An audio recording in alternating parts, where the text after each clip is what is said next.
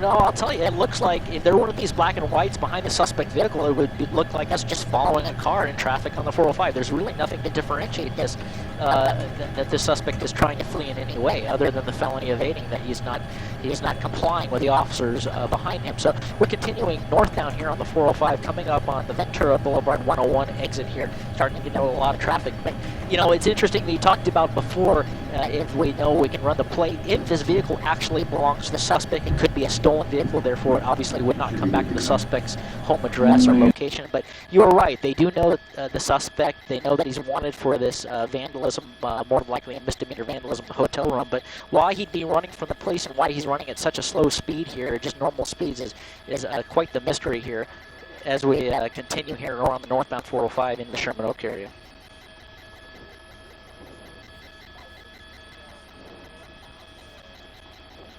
Yeah, it looks like he's staying in the left lane. You see that gore point there? That was the transition to the 101, which he passed up. So it looks like we're committed here to the northbound 405.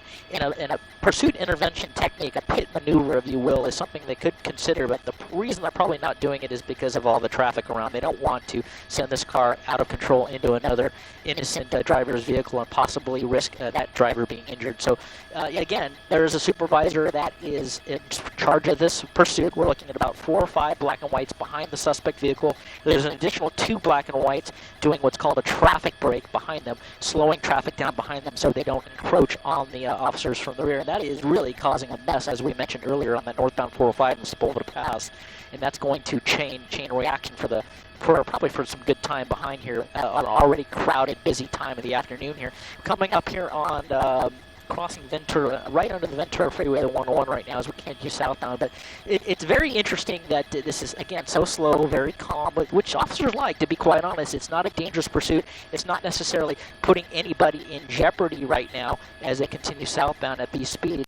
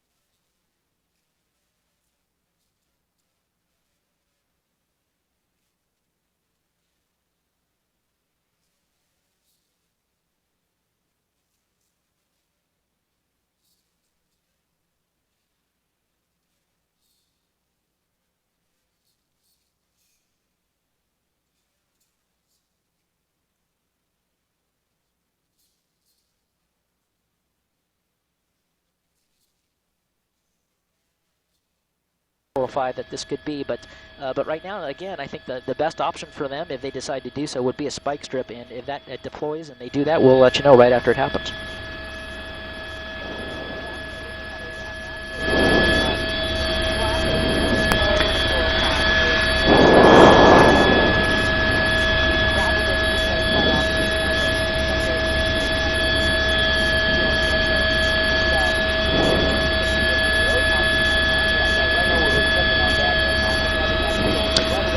I think we're a little low. I'm going to bump it up. I don't want to be in their way.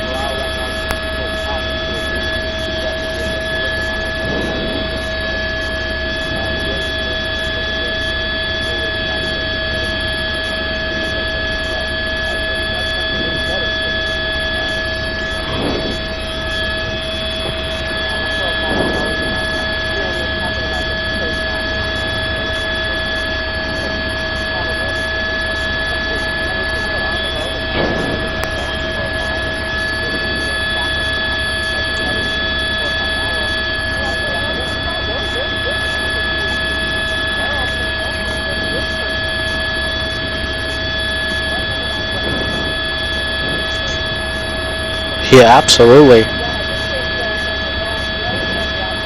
Yeah. In the very rare case, we usually know the outcome. We were put to the test a couple of weeks ago on a pursuit, but usually they're in custody. You can't outrun a helicopter or you can't outrun a radio. So the idea, and that is part of the suspects usually their train of thought. And whenever they're taken in custody, and the question's always asked, well, why did you run? And well, I just wanted to stay out of cuffs just a little bit longer. They know they're going to jail. They're just trying to prolong them being out of those handcuffs as long as they can.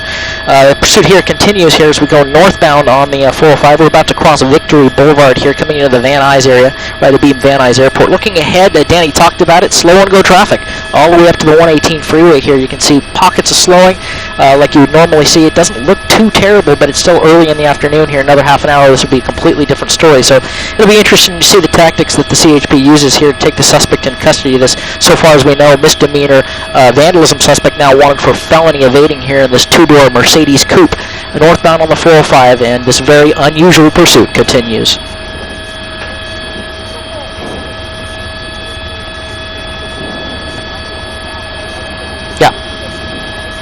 Yeah.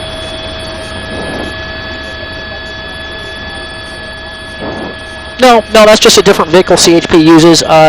They use that to be a little less conspicuous when they're working speed traps or that type of a thing, and it's just a different look for the California Highway Patrol. A little harder to distinguish them from the black and whites there, but that's one of the new the Ford Interceptors that they have here. But no, it doesn't distinguish a supervisor or a different type of officer. Just another unit who happened to grab that particular vehicle today. But again, there is a supervisor involved in the pursuit, and we often talk about this, and it's a very difficult job. The supervisor job is to constantly manage the pursuit. What do we do next? Do we do this? Do we do that? Do we go into tracking? And again, they're constantly weighing how important it is to take the suspect in custody against the public safety. And right now, he's not really causing a public safety issue, so they're staying on the pursuit. If it does change, those tactics could change. But right now, they're very content with just letting the suspect drive in normal speeds and normal traffic and staying behind them and being there when they decide to give it up.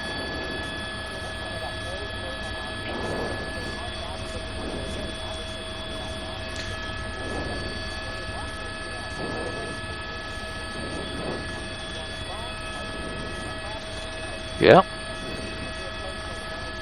Yep, we're crossing over Sherman Way right now. You'll see the Sherman Way overpass come into play right in here, right at Van Nuys. Next off-ramp will be Roscoe Boulevard, and just a couple more off-ramps will be at the 118, and we'll see what he decides to do here, whether go up into the Newhall Pass, into the Santa Clarita Valleys, or maybe go west to Simi Valley, or maybe even east on the 118 back into the Pacoima area.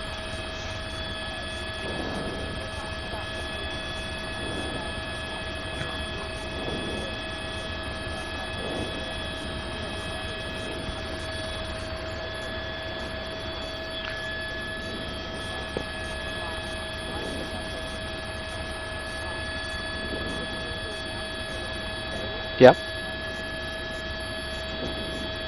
No, he's got a lot of space right now. In fact, I'm looking ahead of him, and he's not.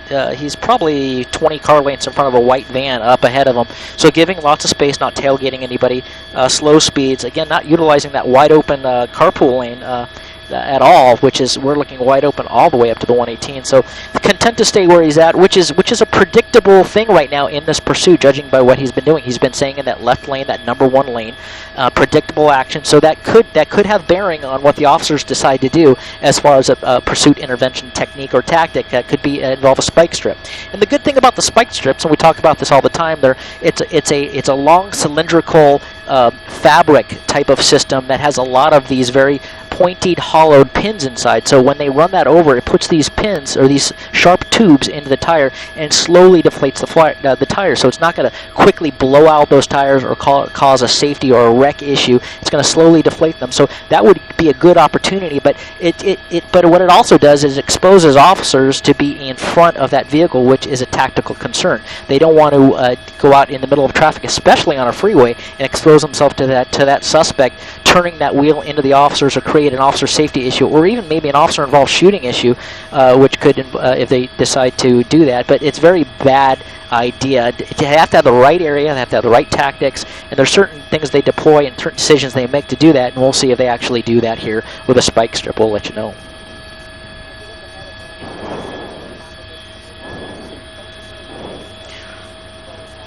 Well, it is, again, it's slow and go here between the 118. We're coming up on Roscoe here. He's moved over to the second from the right, this second to the slow lane here, right at Roscoe. That's the Roscoe on-ramp here, right near the Budweiser plant factory here.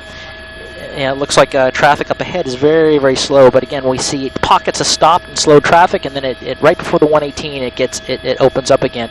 But we're looking ahead, and again, in a patch of traffic right now, so he is maneuvering a little bit. Maybe the most we can get him on right now. Maybe an unsafe lane change. I can't tell in Air 7 right now if he's signaling or not. But again, the most egregious want right now is felony evading, and obviously the misdemeanor vandalism.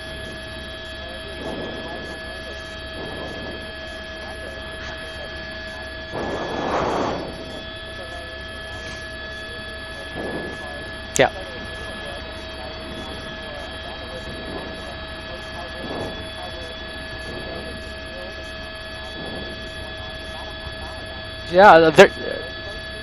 Yeah, a very rock star thing to do, the vandalism, the hotel thing. So we don't know if that's going to turn out to be anything. But as they approach northbound on the 405 at Nordhoff here, trashing a hotel room, you wouldn't normally see a suspect running from that, but that seems to happen in the entertainment world. But again, slow speeds here, and the traffic's starting to let up a little bit. But this is the slow and go pockets here on the 405 as you continue up towards the 118. But as we get closer to the 118 here, just past Nordhoff, it seems to, or just before Nordhoff, I should say, seems to open up right to the 118. Yeah, we'll see.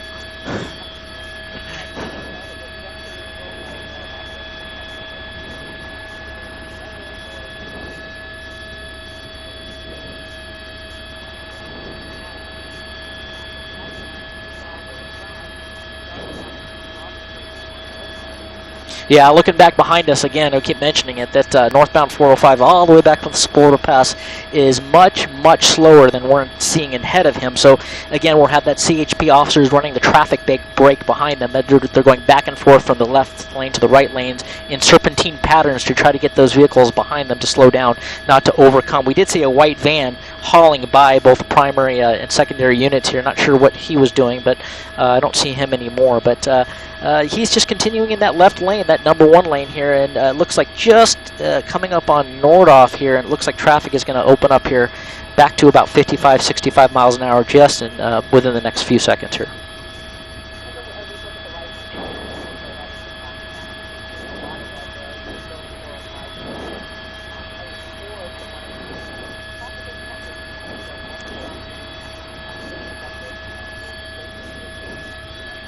Yeah.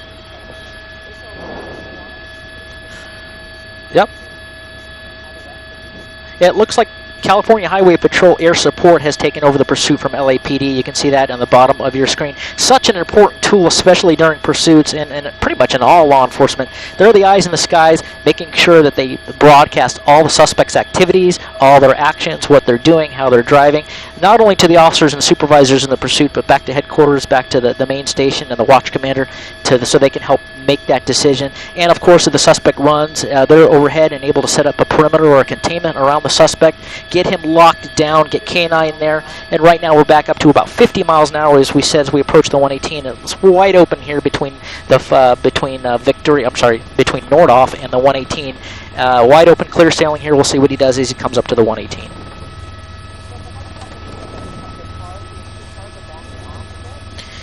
Well, no, that can be used as a tactic. They know when you have the air support tactical flight officer in the aircraft has eyes on the suspect, they know they don't have to be right on top of him. They know they don't have to be, if he bails out, they don't have to be right on top of him. It's such a valuable tool in so many ways with the infrared systems they have on board at night for the night sun systems, all the tools that they use to take suspects into custody. It actually takes some of that pressure off the officers. You don't want to be in a pursuit without air support over you, because they're the eyes in the skies. They're going to be the ones getting back up to you if you go into a pursuit of the suspect in neighborhoods that you may not know. It's very, very important for those officers to have that noise and that helicopter and that comforting noise of that helicopter overhead when you're chasing suspects. So that is the case here. CHP air support overhead, as in most pursuits, as it continues, and looks like we're committed to the northbound 405 from the 118 approaching the 5 freeway up towards the Newhall Pass.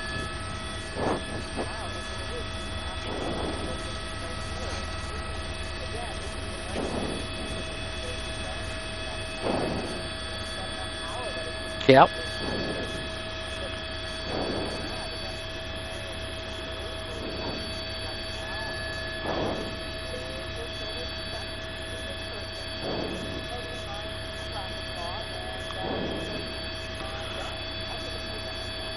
Yeah.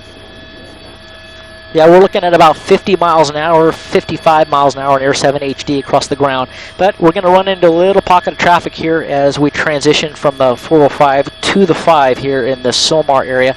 That transition always gets a little slow. It's not too terrible, and not too terrible, but we're going to continue into the transition here onto the 5, and we'll be hitting that pocket of traffic. Looking ahead up on the 5 through the Newhall Pass, it looks like it is moving. It is not stopped. All the way up through the 210. I don't see any major incidents, but so far we're early enough in the afternoon that it doesn't appear to be much of a traffic issue so far.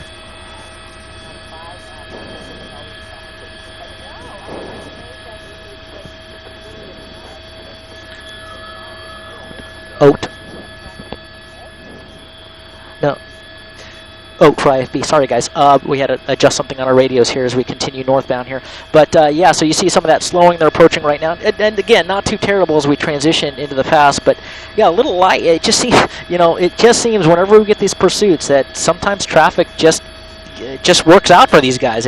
More times than not, we see these pursuits, and it just looks like they get the luck of the draw with the traffic. And he's at a complete stop right now, but not apparently giving up or doing anything to try to get a better look inside that vehicle. We're doing a little change on the audio, but right now the vehicle is he's stopped here, but now he's continuing here. Multiple CHP units continue in the pursuit.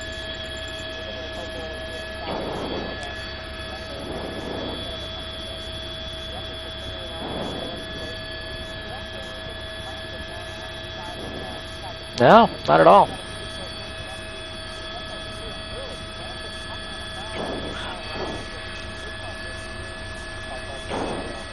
Thank you. Yeah, you can see that.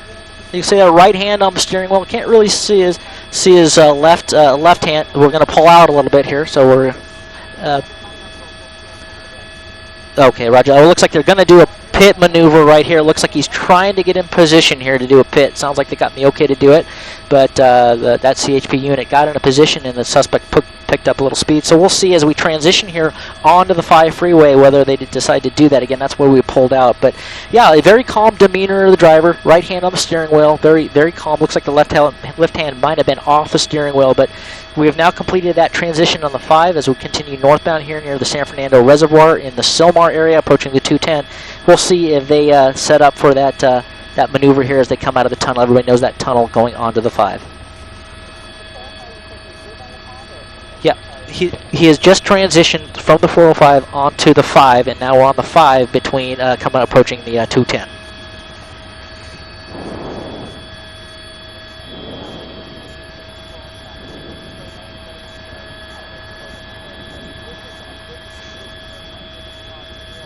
Yeah.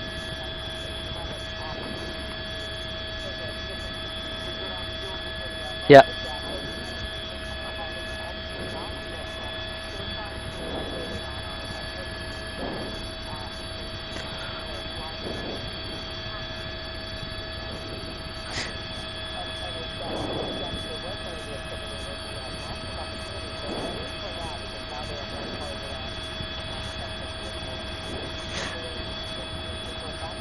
Yeah. Yeah, it looked like he got close and was getting ready to do it, and then either saw something or saw that the suspect reacted to it, trying to catch a suspect by surprise to get him to do it, but apparently he didn't, and maybe they're back off, they're reevaluating, see him trying to creep up that interceptor a little bit closer here, or maybe get another unit in there that may be pit qualified. Now, it's important to know that the officers go through specific training to do this. It's not just any officer that can do this. In fact, we're going to be passing by we just passed it by Davis Training Center here for LAPD, where their driver evoc training center is, where they actually teach that maneuver. We just passed it here on the 5 freeway, and that is where the drivers and all the officers get certified to do this particular move. They practice it over and over and over again till they get it right with the driving instructors. A very interesting move. It's kind of difficult to do, difficult to master, but everybody that is pit qualified is the only ones allowed to do it for department policy. It depends on departments, obviously, but the department policy says the only ones allowed to do it. So some of these CHP officers. I would assume they're all pit qualified, but you never know. Maybe one moved in and try to get one that has more experience doing it, or more recently trained. Those types of things are everything that these supervisors in these pursuits are weighing and making decisions on over the radio right now. Continuing northbound on the 5 freeway, coming up on the 210 right, and looking up ahead on the 5 through the Newhall Pass. It is moving at 55 miles an hour, 65 miles an hour plus, wide open.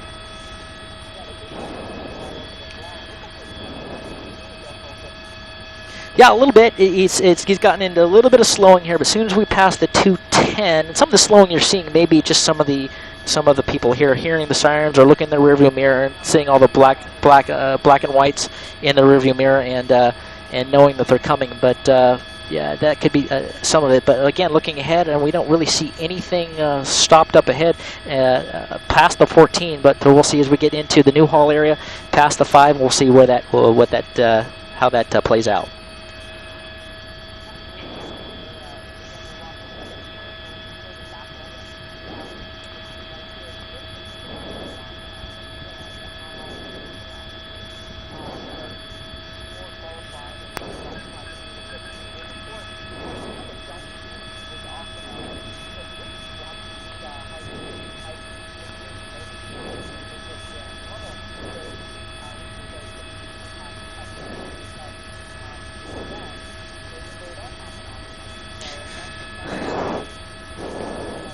Right.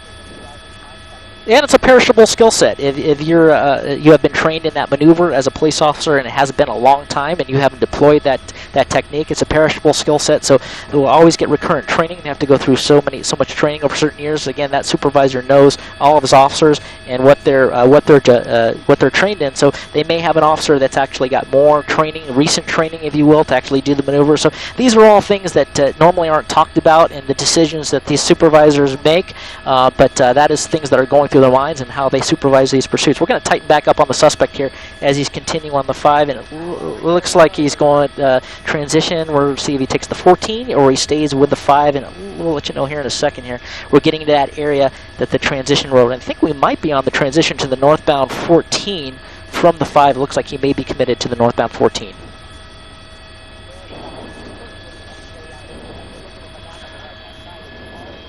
Yeah. Yeah, we're seeing the same thing in Air 7. It's clear sailing up ahead. I can't see around the corner. Oh, well, you know what? I'm looking up ahead, a little bit further up past the Sand Canyon area. It looks like there is a lot more slowing up ahead. But just in the first few miles here, the 14 off the 5, it appears to be pretty wide open.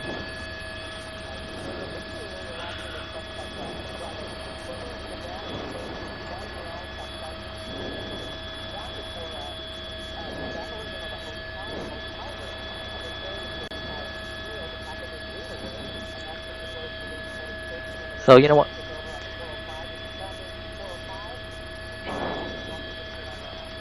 Well, guys, I'll have to correct you. I'll have to correct myself, I should say. It looks like he did transition. He took that road and did transition onto the 5. That is our mistake. It looked like the truck trail there. But it appears that he did commit to the 5. So we're not on the 14. So everybody up on off the 14 can not worry about their commute. We're going to stick with the 5 here. And again, looking up on the 5, coming through the Newhall area, it appears to be fairly clear sailing. Again, speeds 55, 65 miles an hour. Not a problem whatsoever.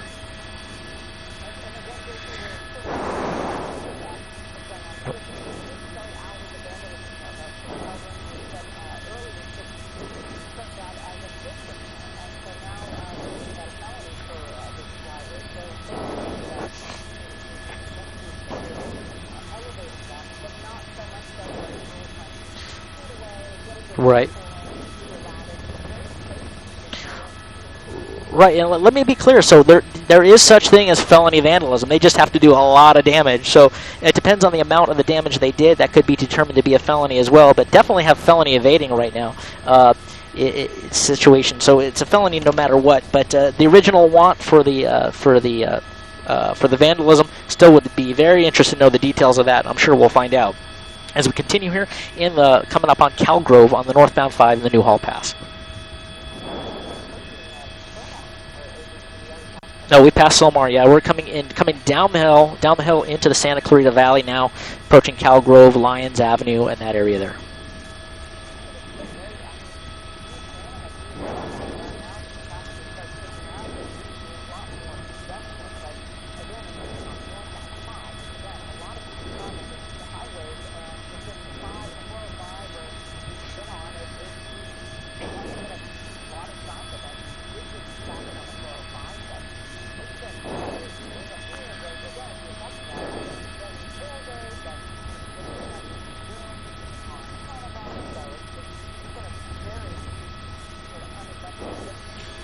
Yeah, and that's a good thing for public safety. And usually in these pursuits, Colleen and Ellen, we usually tell people, hey, you know what? If you're in the area, we let people, our viewers know that the suspect's in the area. They're driving erratically, especially when they get on side streets, just to let people know where the pursuit is, the demeanor, and the actions the driver is taking, so that people can make decisions when they're watching ABC7 Eyewitness News at home, whether to bring their kids are outside, whether to bring them inside, and not have to worry about them coming down their side streets. And that's why it's so important to get the information out. In this situation, this is just another car, at least at this particular time, that's moving on the freeway, normal freeway speeds, not doing any big lane changes or anything relatively dangerous. Now, that doesn't mean that the suspect may be wanted for something more egregious, more dangerous, could have a weapon. All those things we may not know. CHP may know. So all those things have not been determined as of yet, or at least we don't know about it. But if we certainly learn about it, we'll let you know. But right now, the only warrant is the original vandalism warrant we told you about, and felony evading. But CHP and officers could have more, and you can bet that there are officers right now in Inglewood talking to those officers on the ground, trying to figure out everything that's going on, trying to make contact with the suspect, figure out who he is, run his rap sheet, see what kind of background he has. Is he wanted for resisting arrest? Is he violent with officers? Is he violent at all? So those are all the things that are happening in the background right now, and getting all that intelligence to the officers in the pursuit that need it to make tactical decisions when this thing ends.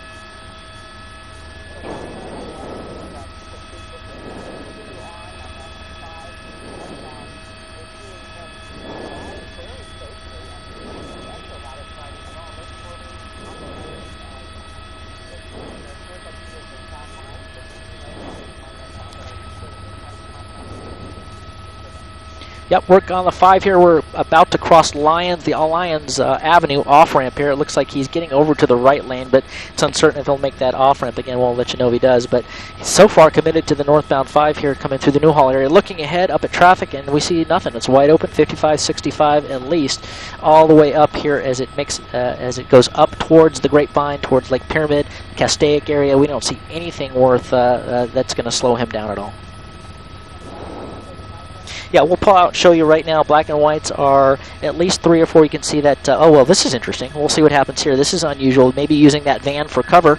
Well, he was going to try to. He was going to try to get in behind that van, use him for cover, and maybe pop in and surprise the suspect. But the van had different plans, so he continues northbound. But it almost looked like he wanted to maybe get a better look at the suspect or put himself in a position to do a pit maneuver. CHP air support still overhead. I'm counting 4 units directly behind the suspect, and another 2 units doing a traffic break behind the traffic, and there's a very large space between the back of this pursuit and the traffic there. And the traffic behind looks much, much better too. So if you're planning to come northbound on the 5 here through Santa Clarita, it doesn't look too bad as a result of this pursuit.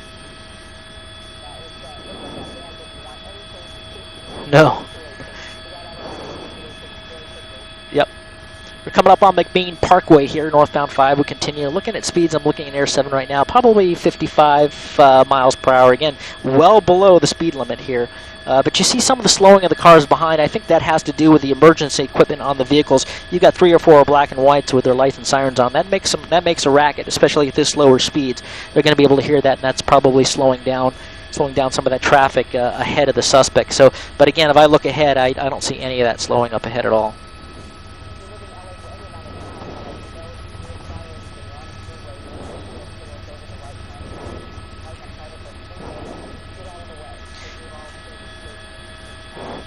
Yeah, a great shot there from camera operator Rob Gluckman of the CHP air support right over the top of this pursuit as it continues here. Their job is so important in this pursuit and maintaining the communications. They'll actually take over the broadcast for the primary and secondary units, making sure that they're putting out the information on where the suspect is, speeds, everything relative to the pursuit and the management of the pursuit, so the driving officers can just focus on the driving, focus on the suspect, and not have to worry about it. That's one of the things these tactical flight officers and pilots from the air support divisions across Southern California do to make sure these things stay safe. We are crossing Valencia Boulevard here, northbound 5, looking at about 65 miles, 65, 70 maybe right now, miles per hour.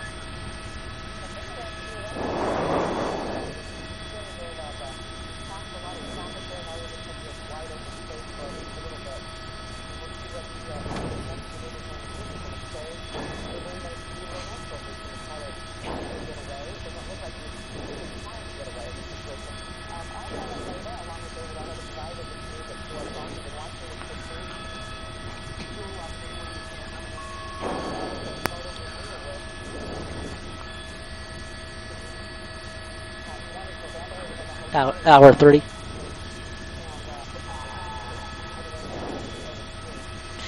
Yeah, David, welcome, Ellen. Continuing on this very slow speed, normal pursuit, if you want to call it a normal based on what we normally see here in Southern California during these pursuits. Very relatively slow speeds, safe pursuit being managed well by the California Highway Patrol. Again, started in Inglewood, where this suspect allegedly trashed a hotel, vandalized a hotel room in the Inglewood area. Somehow, some way, Inglewood police went into pursuit of the suspect. Got on the freeway here. We picked it up northbound 405 in the West LA area, where the California Highway Patrol took over the pursuit from Inglewood. We're trying to look back to see if Inglewood is actually trailing the pursuit, where sometimes the primary agencies that initiate these pursuits stay with the pursuit to take the suspect into custody and bring him back to the area that the crime occurred. But we are continuing here northbound, and we've gone through the San Fernando Valley, up through the Newhall area, and now we're getting into the Magic, coming up on northbound 5, and the off-ramp is, we just passed, I should say, Magic Mountain Parkway, and we are approaching the 126, Highway 126 here, up in the Valencia area of this pursuit. Right now, suspect originally wanted for what we think is a misdemeanor vandalism, now obviously turned into a felony evading situation. California Highway Patrol has about 5 or 6 units in the pursuit, and it is continuing at relatively safe speeds and relatively safe driving from the suspect, who wants to get away from the officers, but not trying very hard.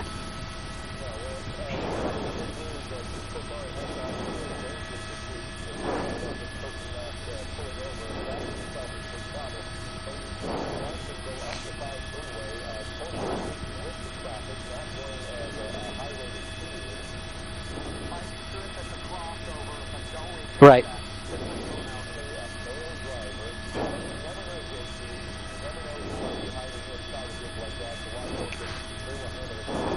Yeah, that's the truth, David. And again, the officers on the ground may know much more than we know.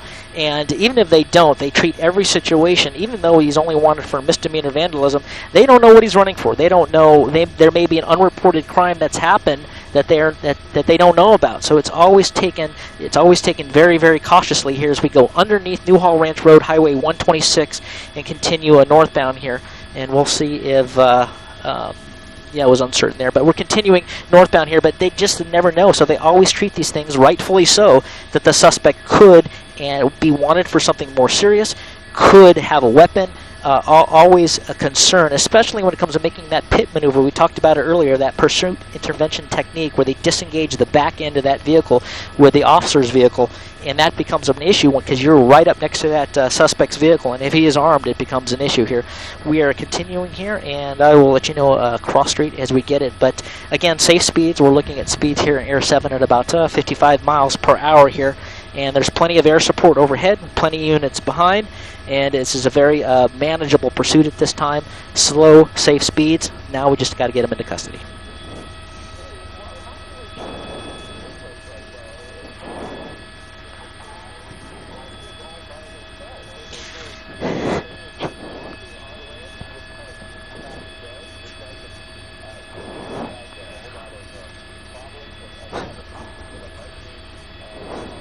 Well, I'll tell you what's going on here. We're not seeing any of that blocking of the on-ramps, but he is driving at such a slow speed right now, and there's traffic breaks going on behind. So we get 2 or 3 CHP black and whites actually blocking the traffic from taking him over. So because of his slow speeds, and everyone, even the semis going up the hill, are doing a much faster speeds than he is.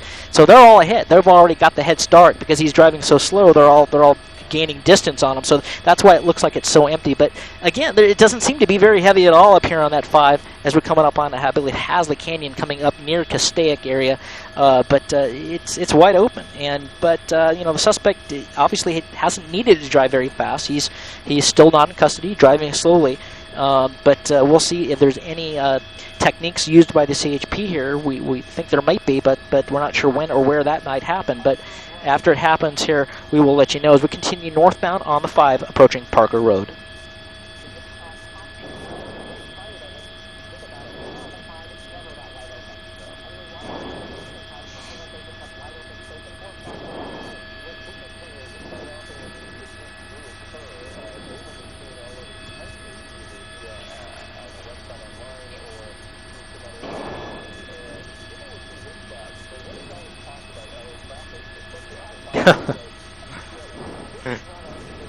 No.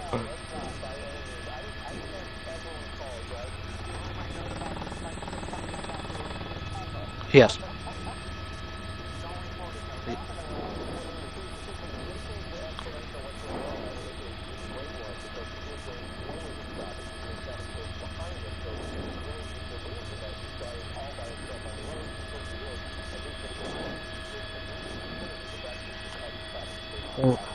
Right.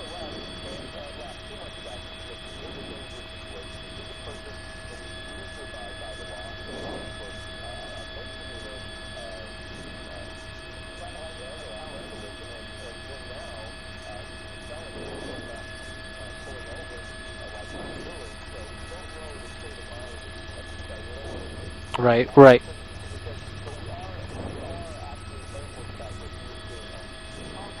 Yep. Yeah, he's crossing 5 here now, just crossing Parker Road here, and looking at about speeds about 60 miles per hour. But I think you nailed it, David. You absolutely hit it on the head. We don't want to make light of these, but we see these pursuits all the time. Coming up on Lake Hughes Road, I should say, as our next off-ramp. But the only one he's really passing are these slower semi-trucks that are going much slower as they come up the grade here, working their way towards the Grapevine. But yeah, again, we don't know the situation. Again, we only know what we're being told by law enforcement at this time, and that's the misdemeanor. But it's usually in situations like this, unless there's something else going on mentally with the suspect, is some kind of psychological situation, is that they don't run unless they're wanted for something more than this. They're gonna, it's not like something they're gonna get a 3 strike on or anything like that. This is a misdemeanor, but right now he's a felony suspect. So you almost have to assume, and you don't like to assume, but officers have to assume for officer safety issues that he may be wanted for something more egregious or dangerous. So that's what there is in their mindset. Here as we pass Lake Hughes Road, and this is where the 5 crosses over. I call it the English section because the freeway goes on the wrong side of the road here. It actually crosses over to the west side. Northbound traffic now on the west side, and southbound traffic is on the east side here as it crosses over here as we come up in past the Castaic area as we go climb up towards the Lake Pyramid area, climbing up the incline.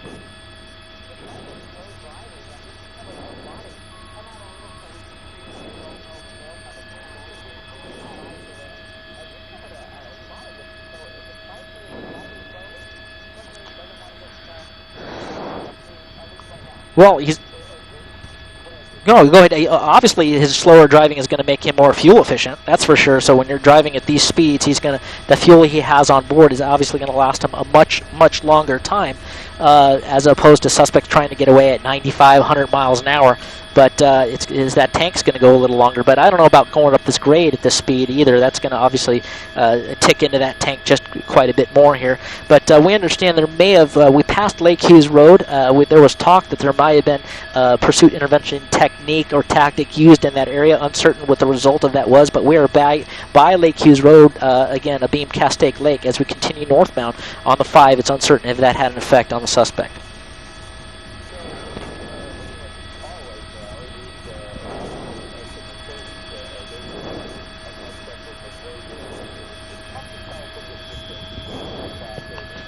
Push it.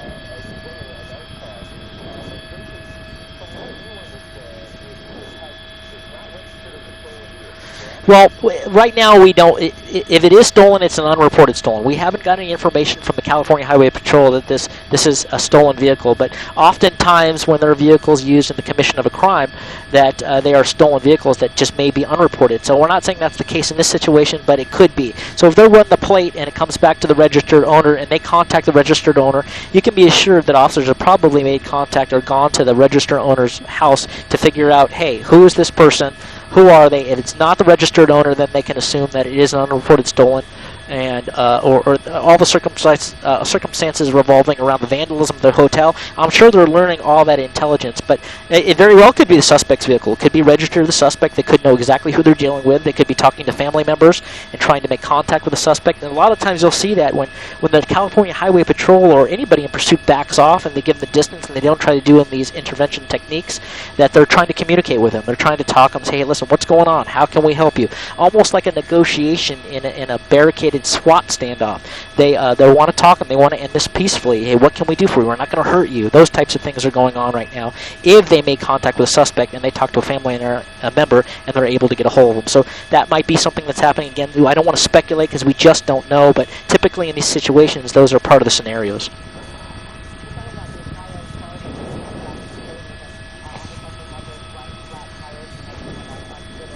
Yeah. It could. I don't want to go into all the tactics and techniques revolving around that, but obviously the run flats are designed to take a punishment, and that could have an effect. It may maybe take a little bit longer, if you will, for the tires to deflate, but eventually it will have the effect it needs to have. Run flat tires are not completely. I should say. What's the word I'm looking for? They're not immune to any of that type of stuff. They're designed to, if you get a flat tire, that you can drive to somewhere safe and try to get that changed or replaced. But they're not designed to run flat forever. So especially in hot days like today, very very hot temperatures out here as we climb in the San Cruz Valley up into the Grapevine area, very warm. All those conditions, as Dave Kuntz would tell you, that plays a part on these tires, and he may be the one to be able to talk to that in more detail. But it doesn't mean that these run flats are immune to the spike strips.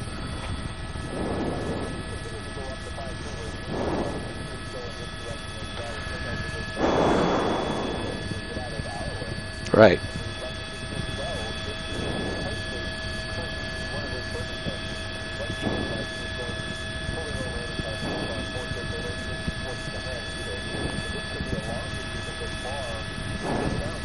Yeah, it's possible. We've seen these go up in the Bakersfield area, the high desert area, and what we will try to do is we'll try to stay as high as we can to get you a signal back for as long as we can. But if it continues past the Grapevine down into the Central Valley area, that can become an issue if it continues up northbound. But we're going to stay with it as long as we can and keep you updated on this. And right now we should have quite a ways here before that happens. But we are approaching Pyramid Lake here, and I missed that last information coming from the desk. But we're it's still coming up on Templin Highway here at probably 60 miles an hour.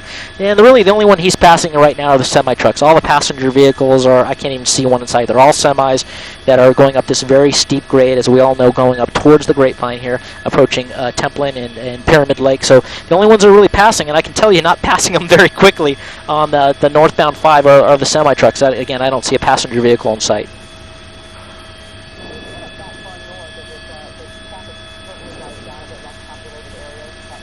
Well, yeah, there's small communities up here through the Pyramid and obviously up near Quail Lake area. There's sporadic small areas, but yeah, this is basically, as we all know, the transition between here and Bakersfield and Sacramento, San Francisco, and not a lot of commuters or people that live that way well, I shouldn't say that. A lot of people are commuting very far distances these days, but yeah, so most of it is just mostly people transitioning into areas further away.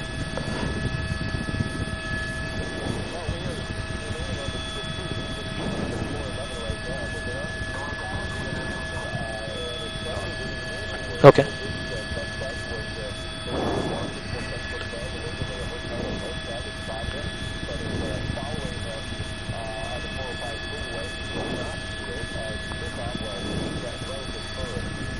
He missed it?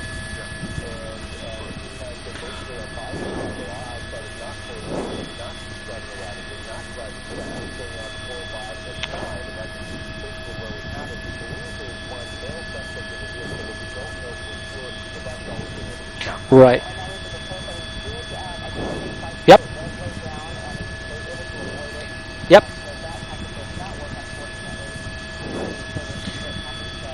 Yep, that just happened, David and Ellen, just a matter of seconds ago, right at Templin Highway. There was a black and white in the center divider, laid it across the fast lane, and what they are is they have the system where they can throw it out there and then pull it back on a string, so the officers in pursuit directly behind the suspect will not hit the spike strips.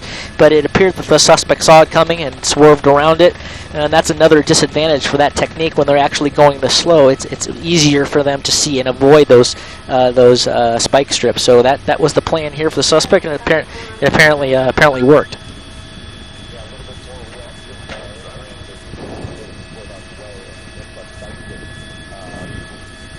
You want to? Well, I'm sure they will.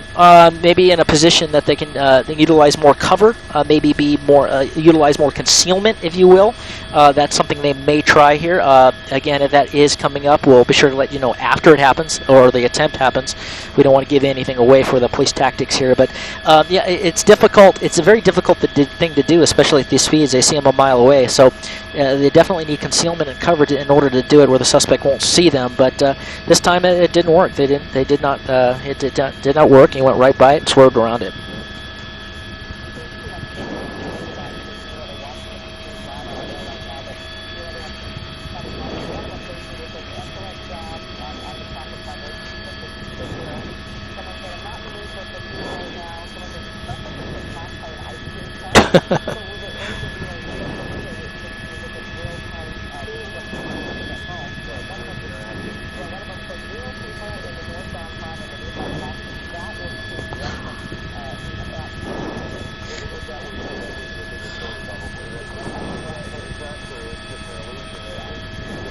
Right.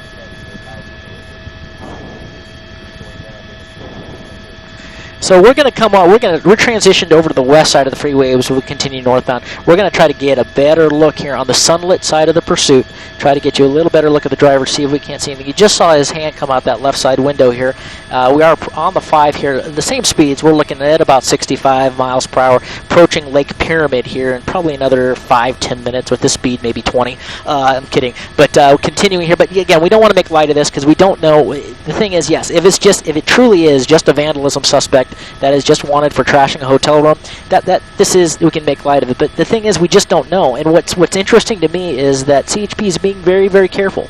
They're being very careful of the suspect. They're not being very aggressive with the suspect. They're not trying to do that pit maneuver. They did try one spike, but they're giving him a very wide berth. So there may be information, again, that we're not aware of, have been told, that they know that we don't know. So I want to be careful that we don't make too much light of it because we just really don't know what the suspect is running for. There may be something going on that we just don't have information on, and that's always, and we've seen that before many, many times in these pursuits, that we find out well after the fact what exactly they were running for. In situations just like this, we were absolutely not knowing why he was running. Very strange situation here.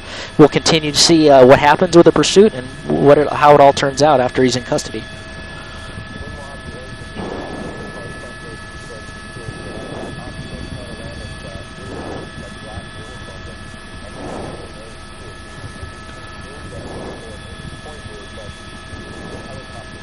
Oh, sure. Yeah.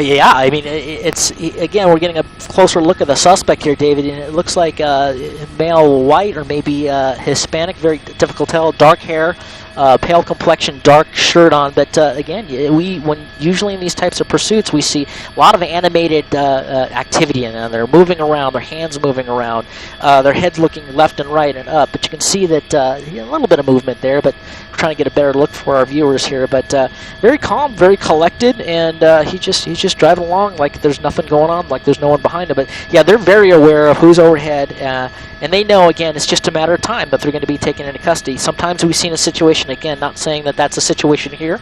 Sometimes suspects will ingest any illegal narcotics or contraband they may have on board and try to ingest that so that evidence is not retrieved by officers when they are taken into custody. So we've seen that happen before. Again, not saying that's a situation here, but sometimes that is what's happening. But again, it's just continuing here on these very slow speeds here. It looks like he's getting over to the right lanes, which is unusual. So we're going to pull out just a little bit, start to slowing down a little bit. To see exactly, this is something we have not seen him do. He likes to stay in that left lane, that number 1 lane, and it looks like he is slowing down just a little bit. We're looking at about 50 miles an hour here, just coming up to the south end of Lake Pyramid on the northbound 5.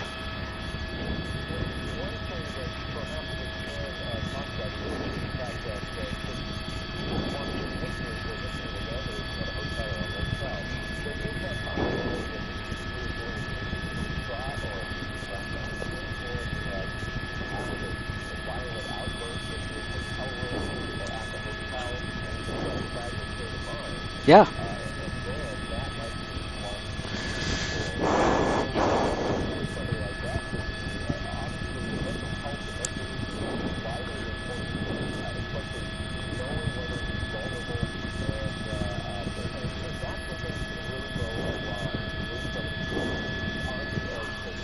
That's right, David, and it is a hot topic issue, especially in the law enforcement communities. There is a lot of training that's done for officers on how to handle suspects that have the mental illness and how they react differently than a normal person would, and how to react to that. So they may not react the same way a normal a person that does not have these illnesses react. So it becomes a very difficult situation for officers to deal with, and determining what type of condition that they're in, how to best deal with that particular condition, because where you may deal with something one way in this particular condition, a suspect may not like being talked to in a certain tone or certain words, or there's so many different combinations of things that can set suspects off like this. So they may have information regarding this person's condition or their background or their medical history that's dictating the tactics that they use. Again, I go back to the supervisors in these pursuits. It's their job to ingest all this information and try to come up with some kind of a solution that is going to keep everybody safe, including the suspect, which is often not looked upon. They want the suspect to be taken in custody and not hurt or injured, or no one else, and that's the main goal. And right now, time is on the officer's side. He's not driving dangerously or erratically or endangering the lives of other motorists or pedestrians at this particular point, and so the time is on their side. So they're letting the suspect dictate the actions, maybe trying to communicate with him, maybe using a specific an expert that may be an expert if he has a condition in that particular condition, and try to talk him down, if you would, to just giving it up. It almost looks like he is on the phone. It appears like his right hand is up to his face and the left hand is on the wheel as we continue northbound on the 5 Vista del Lago, right to be in Pyramid Lake. But we're up pretty high right now, trying to stay out of the way as the terrain rises, and there's really hot. So what you're seeing is some of those atmospherics going through the shot, so it may look a little blurry, but we're shooting a very long way away, and the reflection of the sun is in hope, so we're going to try to mitigate that. But he's definitely on the phone, which could be a good sign that he's talking to, we're going to try to get rid of that reflection, talking to family or talking to the officers. But so that's a good sign. At least he's talking to someone to try to get him to maybe give this up.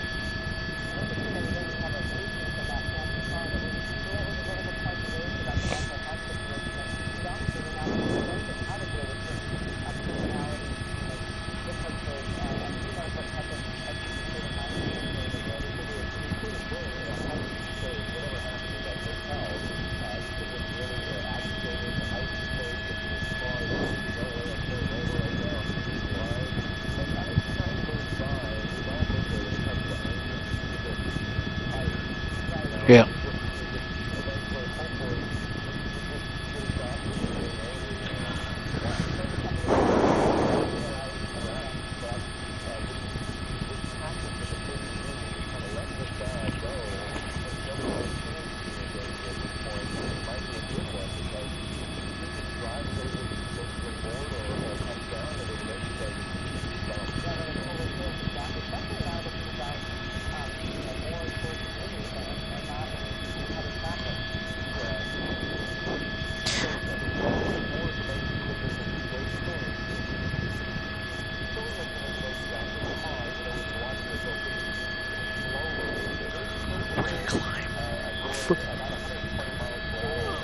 We're going to climb for signal.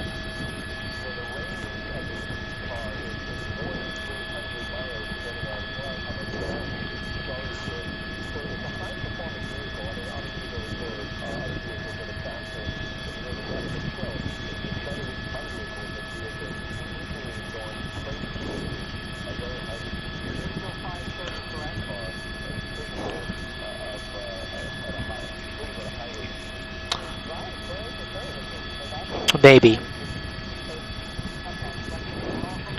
Yeah.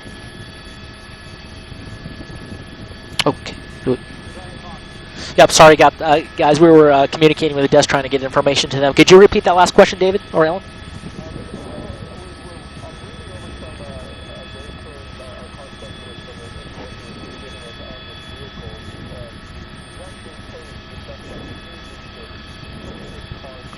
Uh-huh.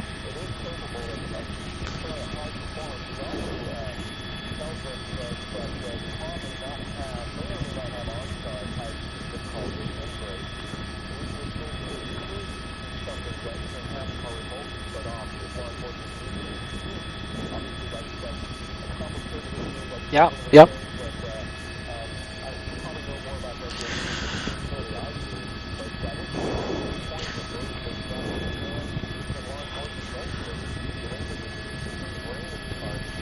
Well, yeah, I mean there are some cars now that are actually that have that ability. Now, if this is the suspect's vehicle, I would think it might be an issue with in order to do something like that, you would maybe have to have the registered owner's permission to do such a thing. And since if this driver is the registered owner and turning off that vehicle may cause it to there's a lot of questions that brings up. Now, yeah, it looks like we just passed another spike strip, and it looks like he swerved to avoid it.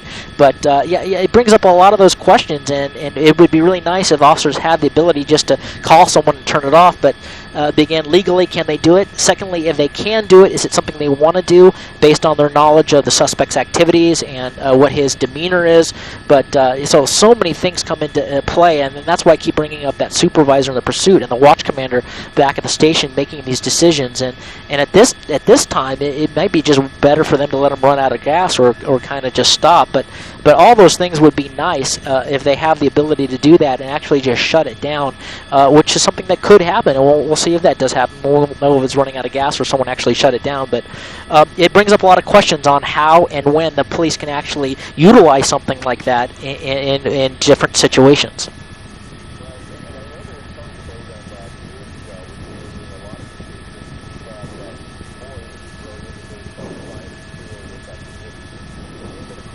Yeah, yeah.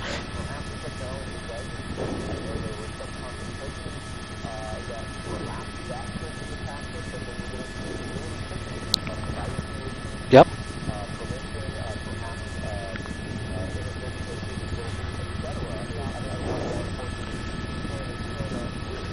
And on top of that, sorry to interrupt, David, but on top of that as well is how is the car going to react when you shut it down? Are you going to lose control of the power steering? Is that going to cause the ability for him not to control the vehicle and cause an accident with injury? All things police are constantly thinking about, weighing the liability of taking a suspect into custody and the liability of hurting him or someone else.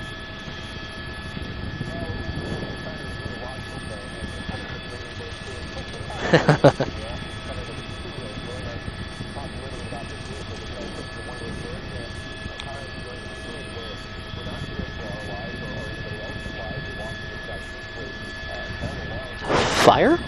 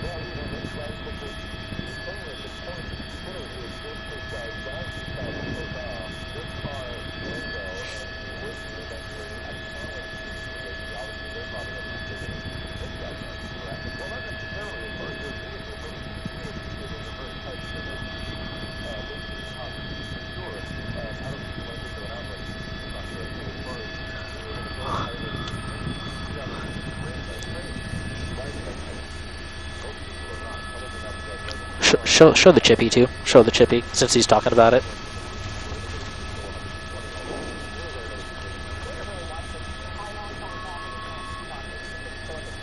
Uh, 10 minutes. What'd you say?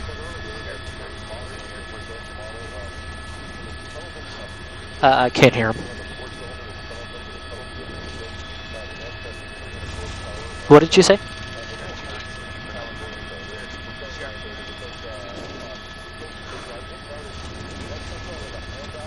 Oh yeah, yeah.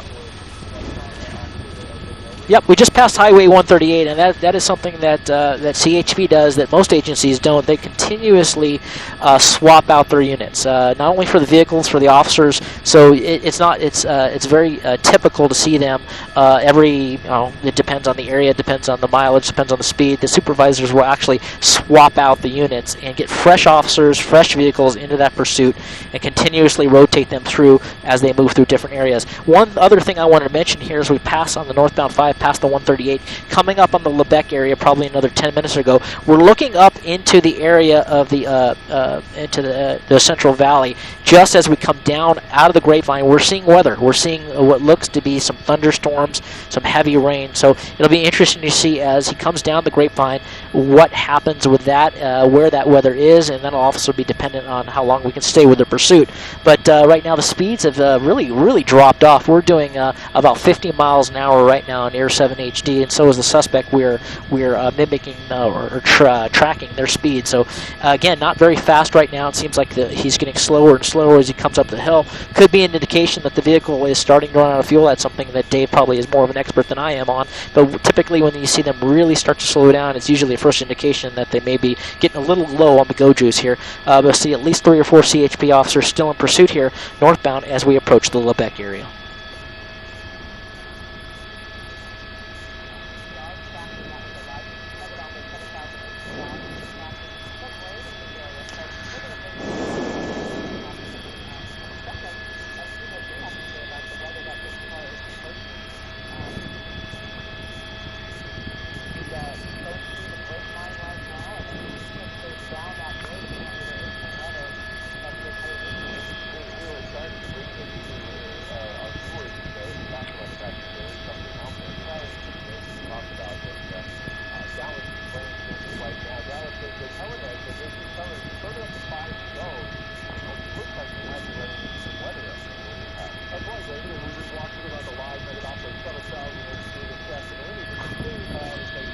Is that a fire?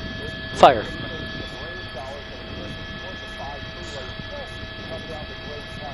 Or dust. Or dust.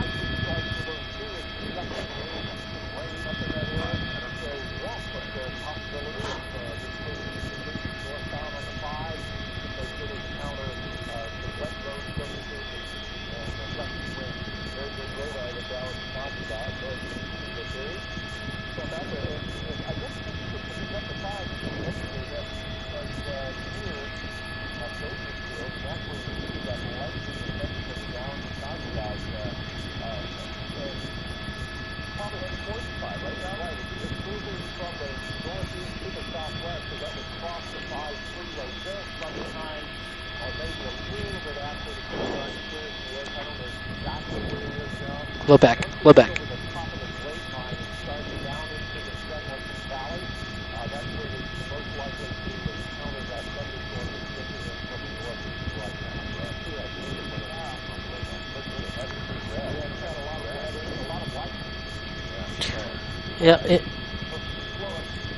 Yeah, interesting what you're talking about the lightning, Dallas. In fact, I don't want to take the shot off, but I'm looking ahead into the San Joaquin Valley, just to the bottom of the basin as we climb up for signal purposes, that we look to see what appears to be a small fire out there putting up a lot of smoke, and that could be a result of maybe a lightning strike out there. It's hard to tell if that's dust or a fire, but it is going across the 5 freeway. It's actually out to the west, and the wind blowing that towards the 5 freeway to the east. Looks like the freeway is completely obscured here, so it's interesting to see where the rain begins and the smoke from the fire starts, but we'll show you that when we get a chance to as we continue up here. We're approaching the city of Lebec here, Fraser Park area, at the top of the Grapevine here as we come up to El Tejon, the Tejon Pass area, and then we start coming down the freeway. In fact, I can see the 5 freeway right before it turns into 99, and the visibility, it absolutely goes 0-0, which means I can't even see the freeway. It disappears into almost what looks like a haboob, like a dust storm, but it appears to be, it could be dust, it could be smoke, I'm not real sure.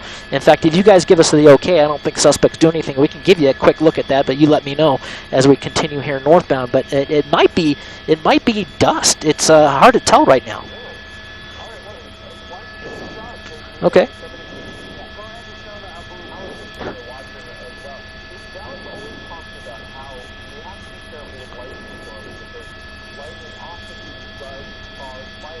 Wide, wide, pan left, wide, pan left. Pan left, pan left, pan left.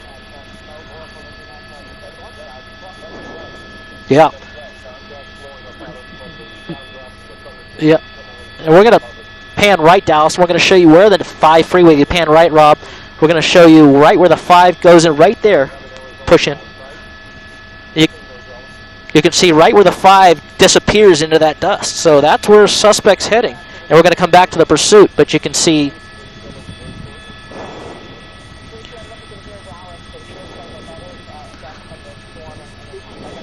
Yeah. Well, yeah, we don't see a lot of those here. A lot of those, obviously, in Phoenix, as Dallas mentioned. Not so much up here. Maybe up in this area, which we don't get to very much. We're going to try to get back on this pursuit here. Yeah, if he continues on in that direction, whoa, where'd he go here? We're still looking for him. You guys got him? Come on back down to your right, Rob. Back down to your right, and we'll get the pursuit. That 5 freeway right before it comes into the 99, it goes literally right into 0 visibility. So that is going to be a concern for us, obviously, to fly in. We'll see when we get closer that way. Maybe we can climb over the top, and if we can see out the other side, we'll see how far we can continue into the San Joaquin Valley for signal. But we'll continue to climb here as we're back on the pursuit, which has not changed at all here. We are, again, coming up on the Lebec area here. Same speeds. It looks like he may be picking up the speed just a little bit, but same speeds here as we approach this Haboob here in the San Joaquin Valley.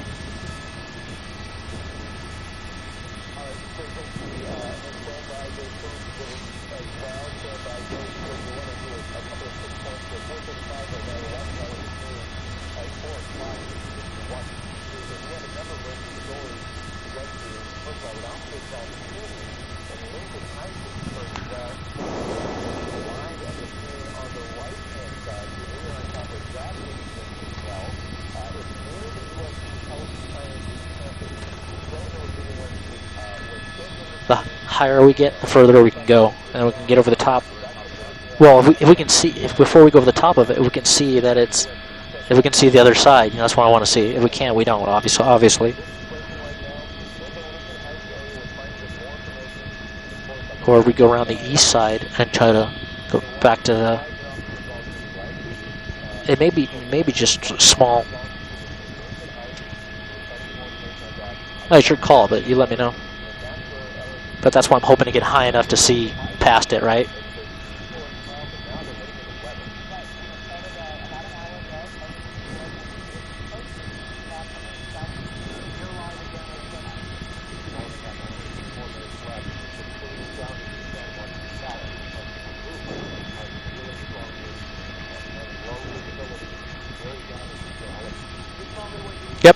Yep. Hang on. Yeah, sorry, I missed the question. The desk was talking. Can you repeat that question? Yeah. We're discussing with the pilot right now. We're going to continue here just a little bit further as we go down the 5 freeway into the San Joaquin. We're going to go up to the edge of it, take a look at it, and see if it's going to be safe for us to transition. We may have to move a little bit further east, but again, we're feeling the winds from the shear in that area. Again, nothing serious yet, but we'll make a go or no-go here as we get a little closer, but we're talking that over right now on Air 7.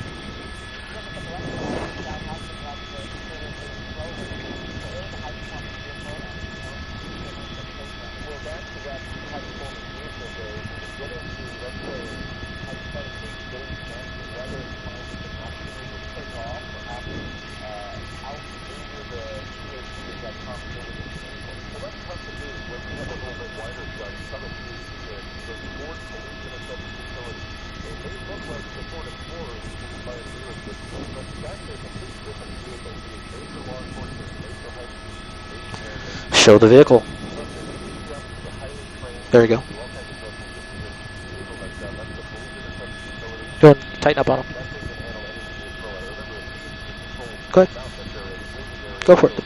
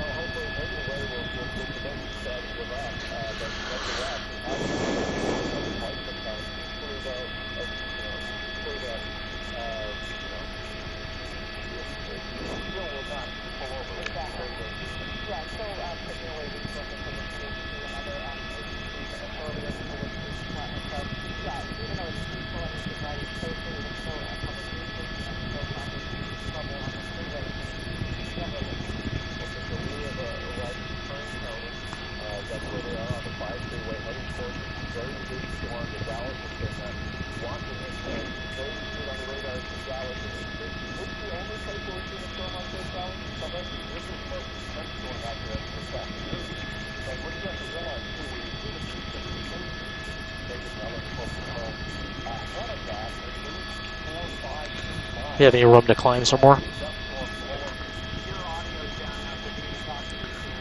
Yeah, we're climbing and we're continuing north. We're discussing, or we'll see if we can't see on the other side of it for one.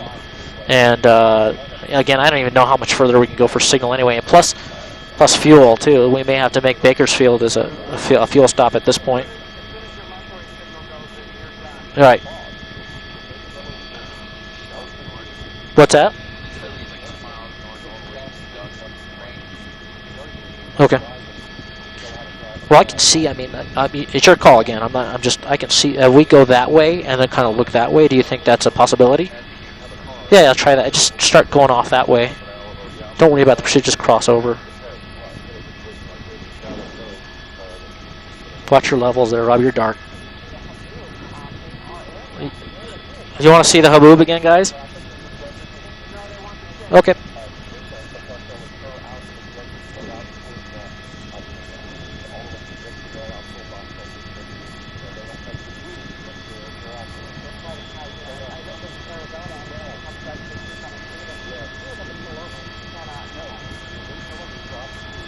Try to get some speed ahead and so they'll cross behind so we don't go too toppy.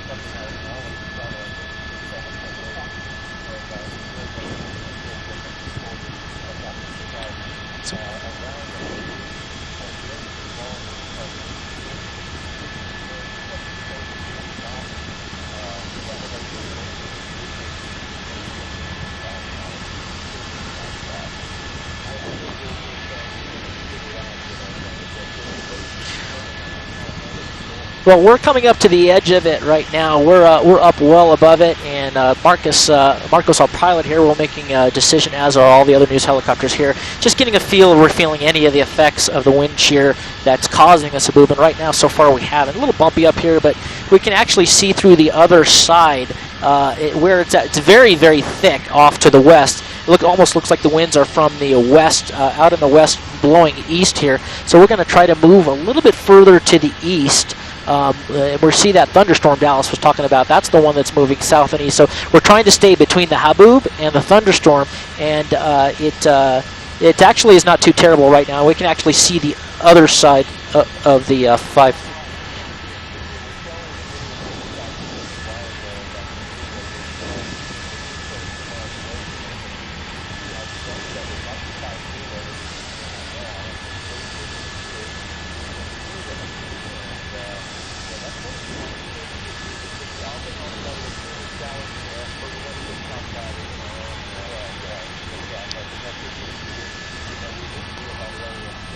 Keep climbing if you can.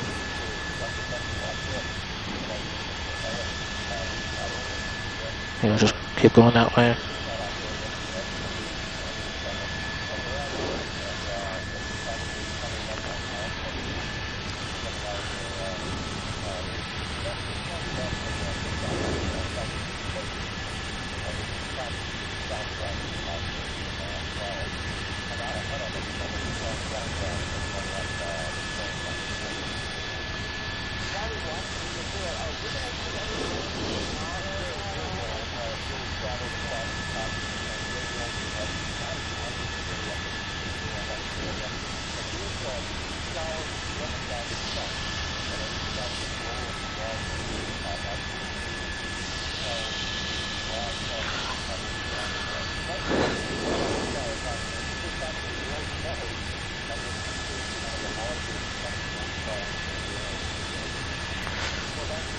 Yep.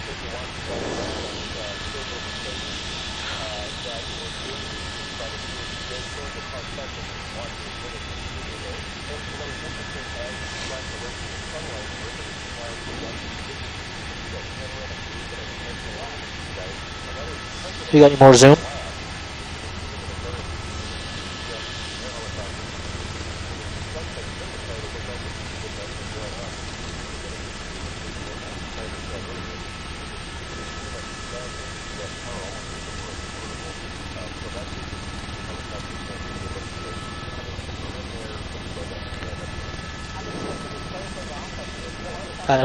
Do we have to descend? Okay, hold your altitude because of the signal.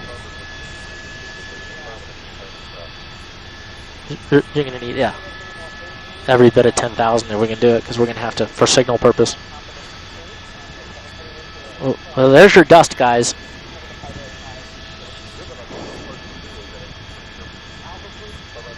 We're calling. You're losing us?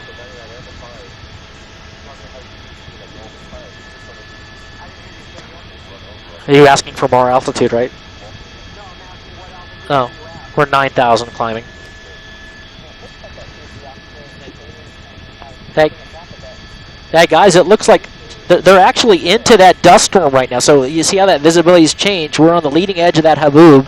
The thicker, the heavier stuff's much further to our west, but you can see that visibility going. They may use this as an opportunity, if we can see it, to maybe to sneak up on the suspect and try to get that pit maneuver in. In fact, it looks like they're closing in. Robbie, if you could double up on that.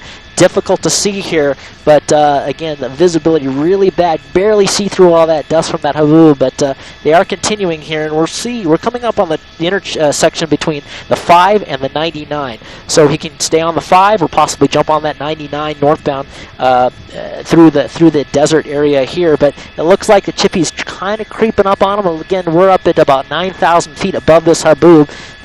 Very difficult to see, but it looks like he's trying to close in on him. And we'll see if we can't make this picture any better. We slow up just a little bit to see if we can't see this. But he's going to get into some better visibility here in just a second. He's going through the thick of it right now, and they should pop out into some better visibility any second here. But again, we're in the clear. We're north of the haboob. That is moving from the west to the east, and it's actually converging with the thunderstorm, which is on the right side. So we have the haboob on the left side of our helicopter. We've got the thunderstorm on the right side of our helicopter about 4 or 5 miles out, and they're converging on each other. And right now, we don't see the pursuit, but hopefully it'll pop into view here in just another second.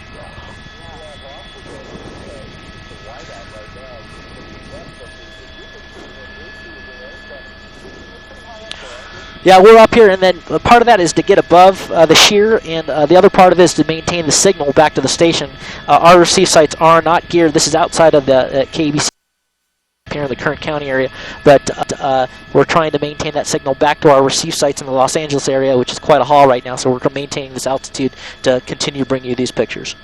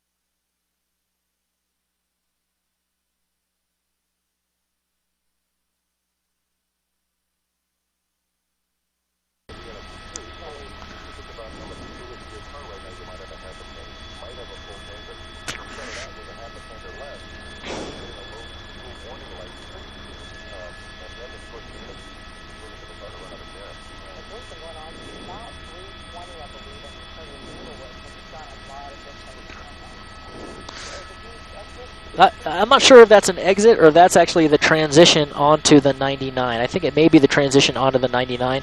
So we're trying to look back and see. We'll tell you shortly if that terminates at at a straight here, but it almost looks like that may be the transition road that either goes to the 5 and back underneath the 99. We'll tell you in a second here. We're so far away right now, and I'm looking out the window Air 7, and we're probably 4 or 5 miles away because of all the. Oh, there's going to be a pit. Oh no, that's just another vehicle. I thought that might have been a white CHP vehicle, but I guess. Yeah, but we see that the CHP is actually giving him a lot of room here. I believe that's him off to the left. Rob, I'm not really sure. Okay, that's him. So CHP's actually backed up quite a bit. I don't see them anywhere in the vicinity. That's very interesting. So we'll keep an eye on that here. It looks like he may be staying on the 5 freeway, yeah.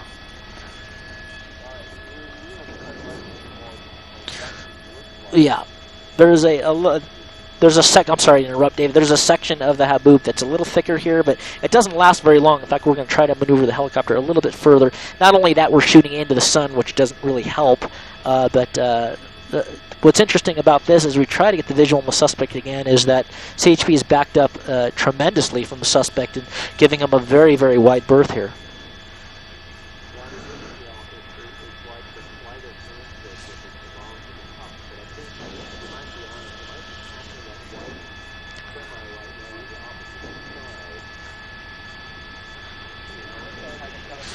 Yeah. Yeah, we're going to try to get in a better position here to see that. With all the dust and the light, we want to make sure we're on the right vehicle. But I did see the CHP had backed up along, and it's very difficult, especially when the CHP is not behind the suspect vehicle, to stay with the suspect vehicle. But we're pretty sure he made that transition. We're fairly certain that's him. You may have a better look in your larger monitors here, but I'm pretty certain that's him. But we don't see a CHP anywhere near him right now.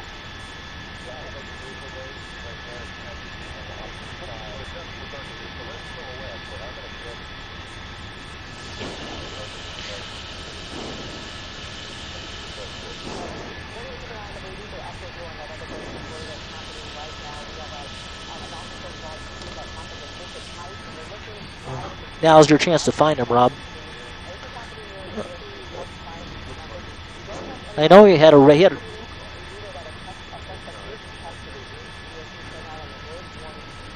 Sure? Okay, where's the car? Okay.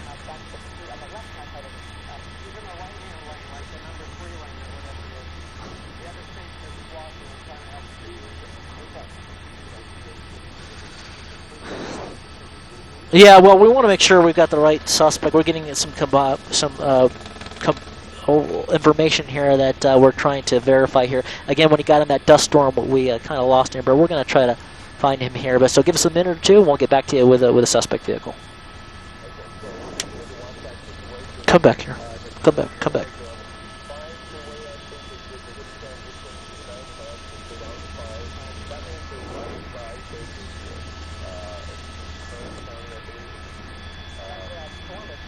Don't go too tight. I can't believe we lost it.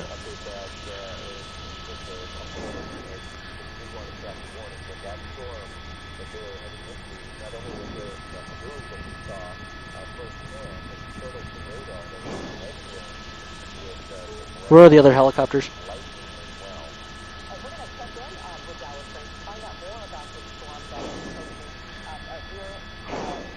That's him. That's him. For sure. Yeah, he's on the off-ramp. Okay, don't get too toppy now. We got him. He's on the off-ramp, guys. I have to figure out what off-ramp that is.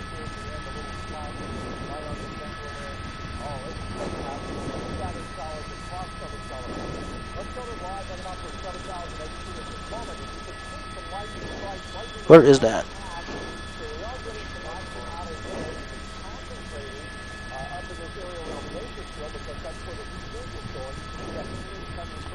That could be Sandrini. I don't see anybody yet.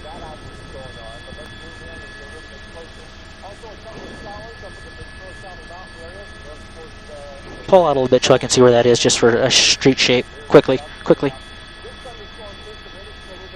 Okay, that's square. No, well, maybe. We didn't. That's definitely him. Well, that's what I meant, yeah. Is that the 99 or the 5? That's the 5. And that looks like it may be Corpus Road, if I'm not mistaken. Or is that the 99? I don't know.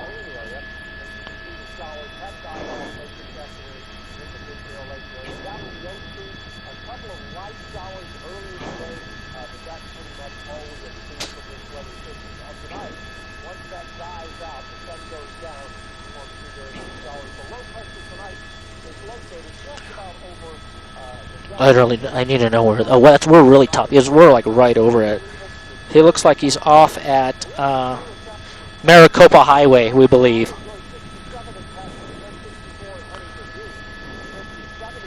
We sure that's him, right, Rob? Yes, we're getting really toppy. Okay.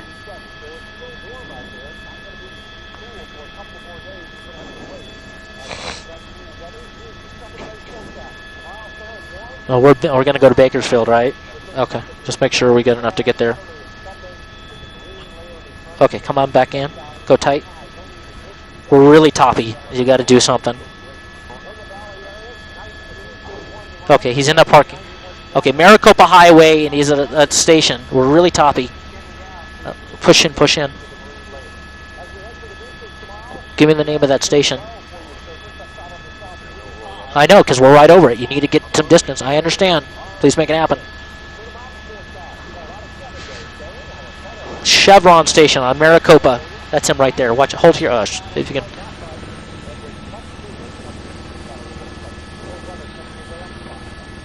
If you can park it, try. I don't know if you can. Push in tight. See if it gets out.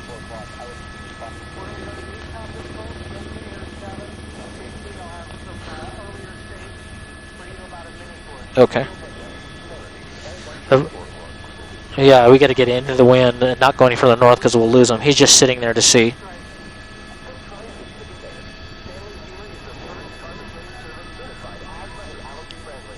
We come back into it. I didn't see him get out. Did you?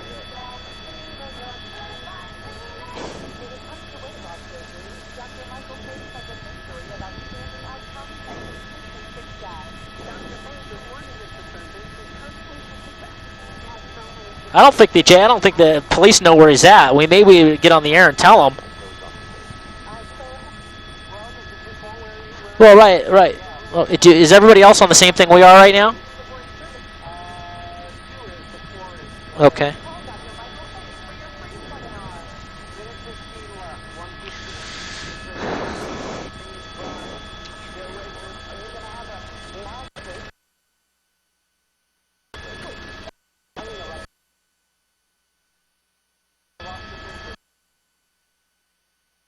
We lose any altitude?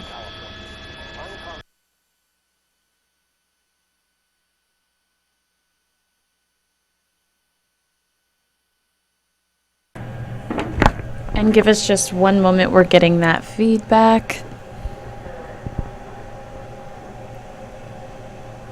It's going to take 1 second to get that feedback. You heard them talking about altitude. So they're trying to get their altitude situation. I appreciate your patience.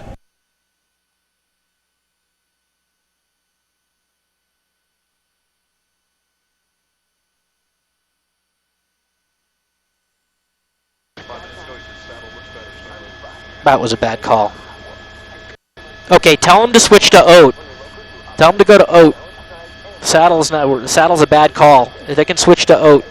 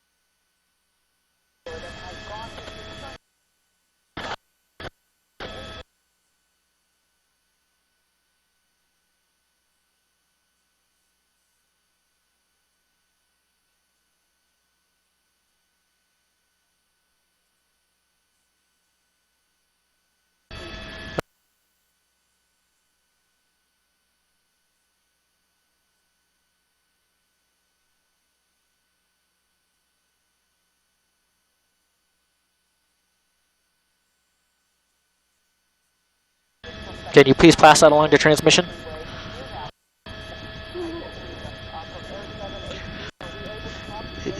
Yeah, Michelle, Mark, and can you hear me in Air 7 here? Okay, great. So the suspect has pulled over. He is at a gas station, a Chevron gas station on Maricopa Highway, just west of the 5 freeway. We lost him for a second in the dust storm, the haboob here, but right now he's gotten off at Maricopa Highway. That's just south, just north of the 5 and the 99, and we have not seen the suspect exit the vehicle. So we don't know when the CHP lost him, but we think he may have lost him in the storm on our off-ramp. He got off at Maricopa Highway here, and he is sitting at this pump. We saw him pull here and stop, and he has not exited the vehicle, still sitting in the driver's seat right here at this Chevron. Again, we're very, very high because of the altitude for signal here in the area, out in the San Joaquin Valley here, but right now the suspect remains in his car sitting, and we'll see if the CHP actually gets here and takes him into custody at this point. He hasn't got out to get any fuel. Could be a possibility that he's out of fuel, but when he got off the freeway, we did not see any CHP officers behind him. We're going to show you some video that we shot earlier, I believe, from Air 7 HE. The suspect was originally wanted by the Inglewood Police Department for a misdemeanor vandalism of a hotel room in Inglewood. Well, Inglewood went into pursuit of the suspect. It was eventually taken over by the CHP on the northbound 405. He came up back to, we're going to stay live here, I guess, but he is wanted for vandalism and felony evading. We watched this pursuit, and here's the video from earlier we were talking about. The pursuit, very, very slow, Mark and Michelle, as you saw. Oh, there's a suspect out of the vehicle right now. We're going to come back live. There's a suspect wearing that dark clothing. He got out of the vehicle and got back in, so it's very possible he may have saw a CHP vehicle coming up. He didn't want to interrupt that video, but he did temporarily get out of the vehicle, and now he's going again. So we're going to widen out just for a second if we can to see if there is a CHP vehicle in the area that he may have spotted, or maybe grabbing another position. So we're going to reposition the helicopter a little bit further northbound here as he switched pumps. It almost looks like maybe the pump is on the right side of the vehicle and he didn't know it, but that is our suspect wearing black shorts, black shoes, and a black sweatshirt. Looks like he might have a white stripe along the side of the shorts, dark shoes, but gassing up here. And now this could go a long way here if he continues, but that fits the description of the suspect that we did see inside the window. Gotta apologize here, we're above 10,000 feet here in Air 7 HD, very, very high because of the windy situation. You see that piece of cardboard that kind of flew around. Go ahead. Yeah. Right. The Chevron station is on Maricopa Highway and is just west of the 5 freeway. That's where Maricopa is the first off-ramp north of the 5 and the 99. So he exited the freeway, he drove westbound, and went to this gas station. It looks like he's back in the car and driving. Don't really see him right now. Okay, we're going to push forward here just a little bit here, Marcos. We're going to come forward so we see him. He moved to another pump. That's going to give you a good look at the suspect, but that's definitely matches the description of the suspect that we saw when we looked in the driver's side of the vehicle here. But Maricopa Highway is where we have it on our mapping system here, just west of the 5 freeway. Maricopa being the first exit south of where the 5 and the 99 merge. North of where the 5 and the 99 merge.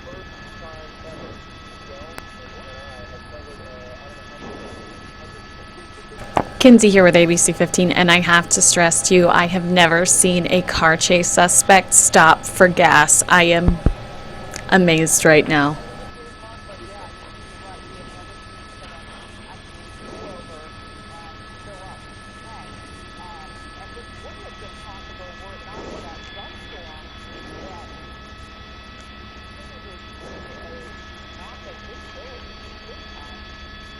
Yeah. I have to tell you something.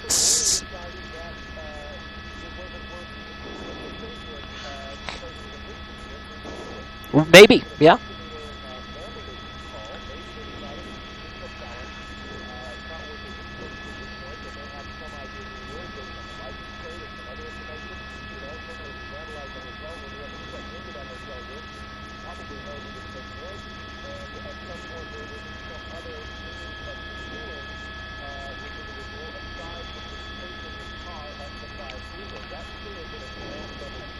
Yes. Yep, absolutely.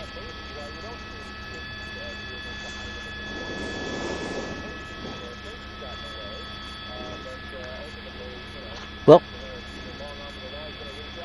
Yeah, going into the chevron with his backpack, which is unusual.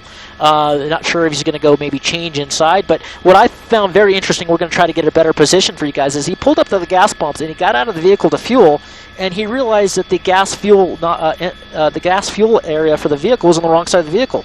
So then there he's back in the vehicle. Well, then he had to move the vehicle over to the right side, and he got out to look like he was starting to put fuel in, but I'm not sure if he did. If he did it very quickly. So what he's done is he put a backpack on, he walked to the store, and then he walked back into the vehicle just a few seconds ago, as you saw live from here from Air 7HG. Not really sure why that was, whether he took something, it's very possible he took something out of the backpack and put it in a garbage can here. That's something that officers will definitely review, maybe getting rid of evidence there in a trash can, out of the backpack and in, but he's back in the car. It does not appear that he's got the gas nozzle in the vehicle right now, but just sitting there here on Highway 166, Maricopa Highway, just west of the 5 freeway.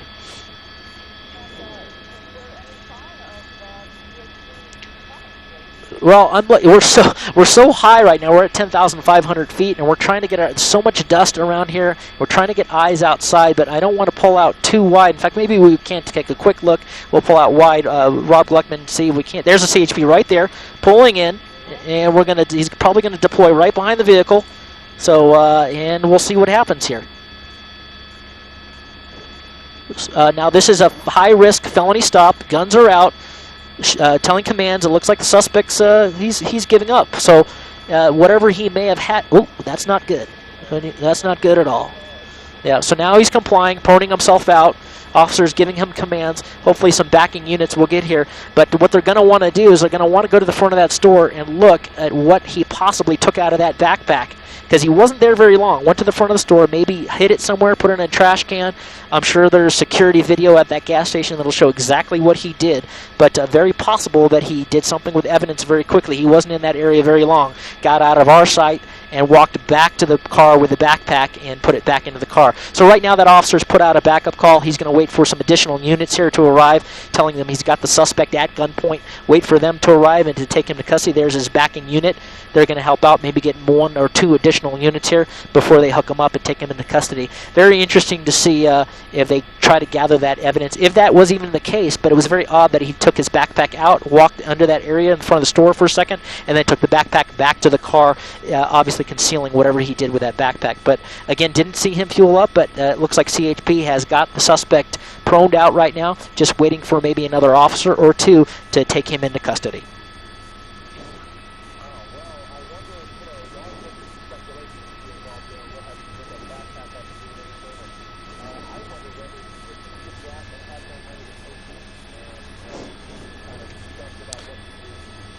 Watch it. Yep.